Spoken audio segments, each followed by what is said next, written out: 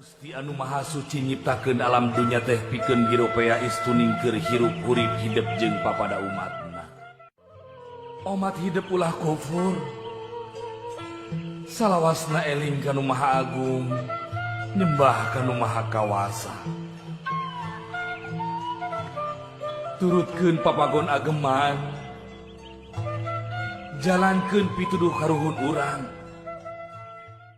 Hidup kudu silih asa, silih asih, silih asuh,